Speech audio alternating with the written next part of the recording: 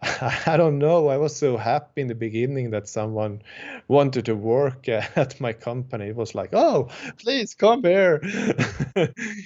Yeah, I don't know. They probably needed a job and they found me. So It's like good ain't good enough, so you gotta be great. And I'ma do whatever it takes. Doing what I love in life, and I'll pay the price. And not stopping even if the shit kills me, even if it kills me.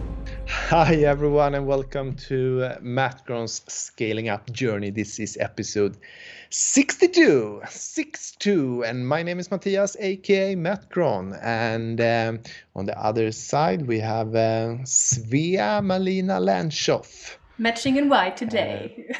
Yes, in white, and this is where entrepreneurship runs smack into reality. Welcome to number 62. And today, without further ado, I want to jump right into the topic because I have a lot of questions for you today. And I was thinking when I thought about this topic today, what could we talk about? That in some of the episodes you mentioned like vaguely here and there that in the very beginning you slept in the office. And yeah, I just want to know more about the early days, the whole story here. So I'm going to start with an open question. How did you start your business? Was it like classical in your parents' garage or in your one-room apartment in Stockholm? Or how did the very early days look like? It's a very good question, and it's open, and it leaves a lot of room for me to freestyle. And you're welcome. I'm trying to just remember the early days. So, I mean, iGoMoon is very sprung out of that I was exploring marketing and like digital marketing, and like during 2008, 2009, 2010, I took my experience around sales and I tried to find new ways for how B2B companies could, use digital marketing to, get better ROI for their sales. And that's also how I found inbound marketing as a term. And, basically, I in that process, there was so many things going on. I couldn't speak English. I hired an English teacher for 6 months because I realized like all the marketing related things that I needed to learn about was in English, and I also understood that for me to be able to kind of build and manifest this vision I had, because I had a vision before I founded iGoMoon. I think that's what I'm trying to explain here. And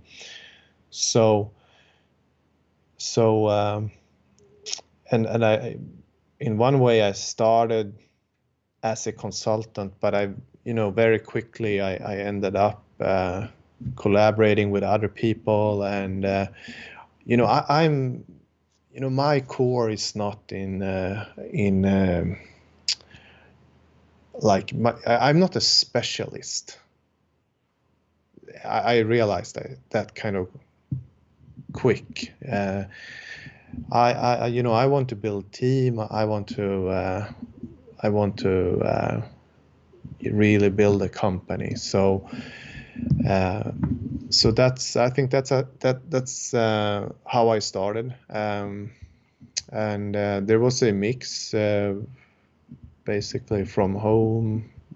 I kind of quick got a office set up, and I don't know if that's an answer, but I don't think I've actually answered your question. How did you start your business? No, that was a good answer.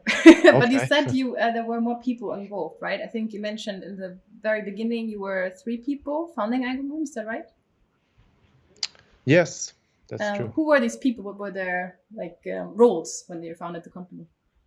Yeah, we were three different people. It was me, and then it was another guy. He was a SEO specialist, and then another guy who he had like a WordPress business. So we started with different backgrounds, and yeah. But that sounds like a good mix, like Then we sales, found SEO. another. Yeah, it was a good mix, and that led to that a couple other people joined, and yeah. How did you So find these initial people? Were these friends of yours or acquaintances, or how did you end up together? I mean, when you say find, it sounds like I had a plan or something. Like, oh, I'm going to find them. I had like a strategy for finding people. I don't know. I was so happy in the beginning that someone wanted to work at my company. It was like, oh, please come here.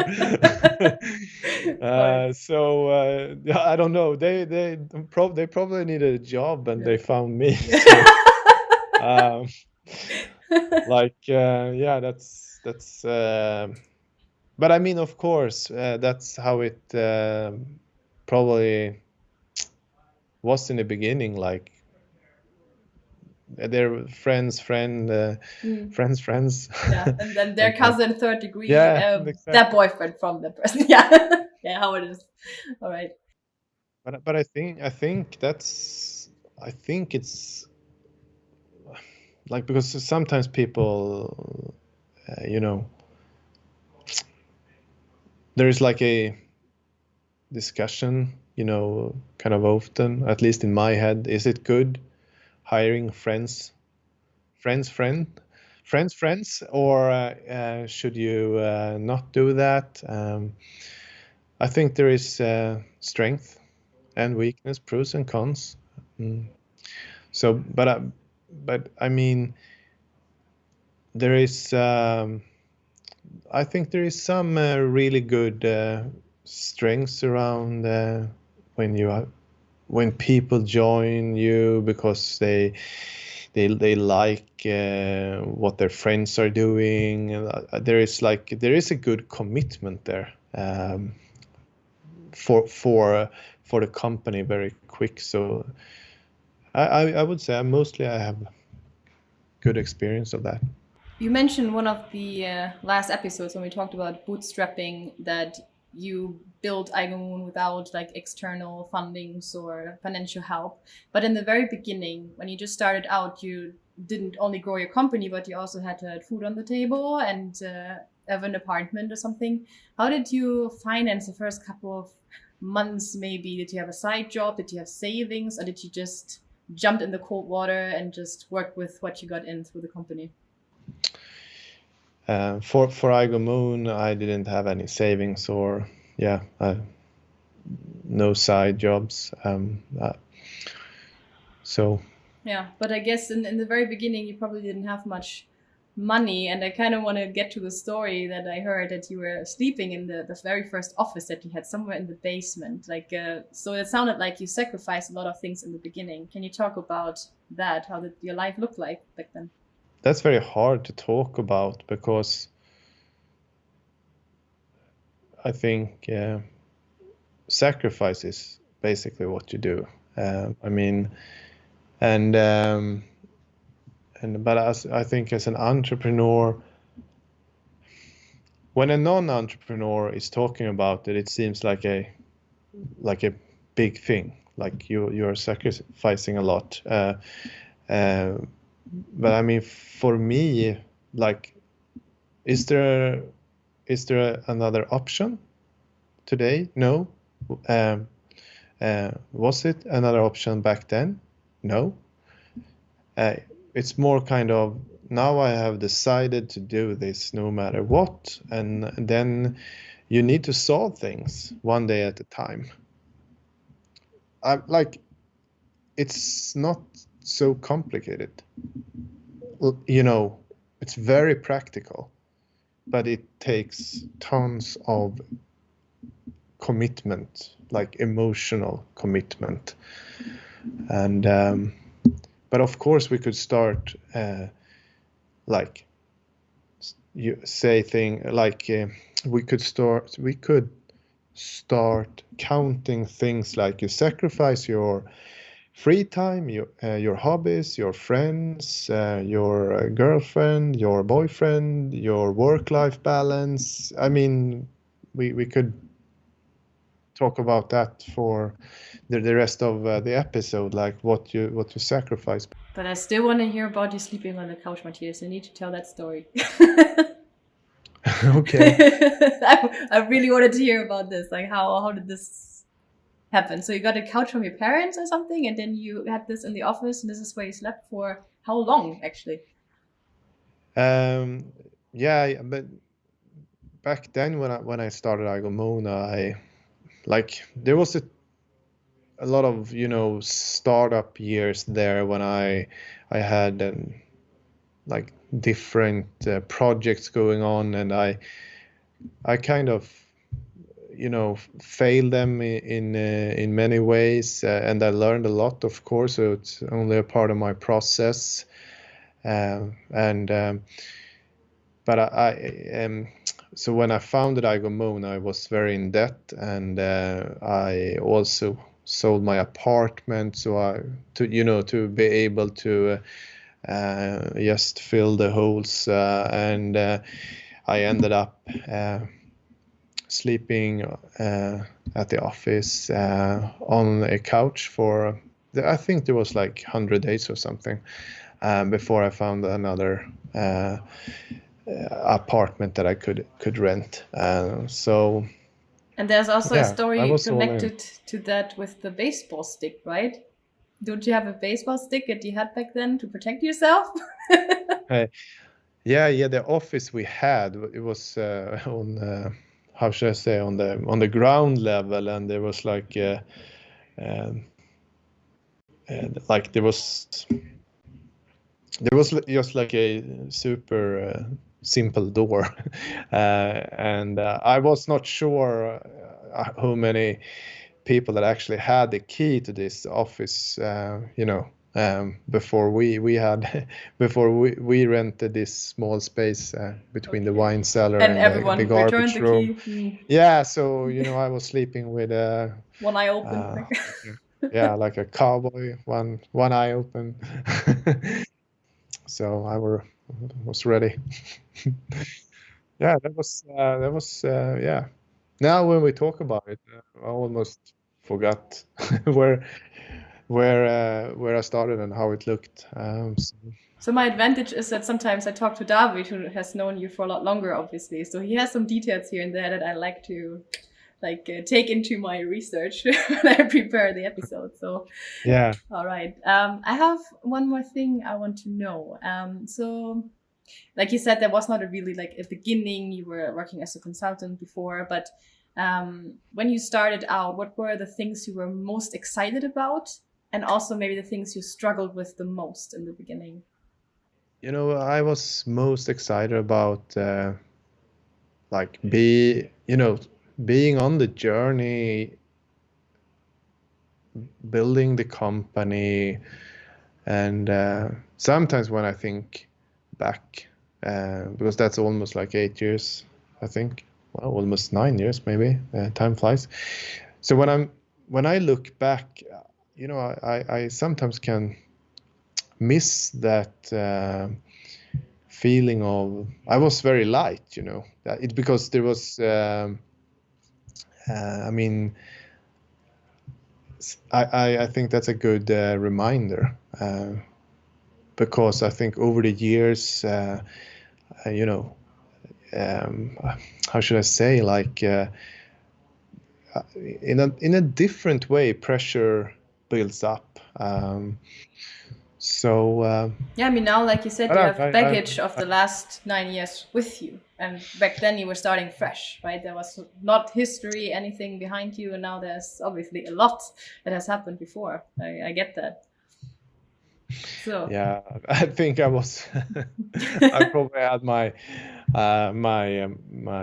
baggage So I now talk more about the the iGoMoon perspective. iGoMoon's like, because I mean, back then it's so funny to think about how the days actually, how the days, what kind of problems I was battling on a daily basis compared to today. So that there's a big difference there, I think. And but the problems, they were definitely smaller. And so I remember sometimes I remember I read somewhere that, like, the difference between, now I'm making it very I'm simplifying it a little bit, but the difference between a small company and a super huge enterprise is basically the size of the problems you have solved along the way. So let's say let's make that to an answer when I try to describe how it is today and compared to where I was with the company back then, and also how it will look from here. Yeah. All right. Do you have a takeaway for us about this episode, about starting out the early days? Maybe something you realized in this episode you didn't think about anymore. But I think it's super important to remember that you never ever give up on your dream. All right. Thank you for this. I think it will not be the last time I was talking about your couch and the baseball stick. Very interesting. But don't you have it there? I think you have it somewhere there behind you. That's what I meant earlier. We had it in one episode. You had it in the intro. It's somewhere in the office, okay. But someone has borrowed it. Yeah, we don't ask any questions where this ended up now and who borrowed that. All right. Well, then thank you for this episode and for being so open. As always, it was very interesting to listen to that, and see you in the next one. And thank you guys for watching. Bye. Thanks for watching. See you in the next one. Bye.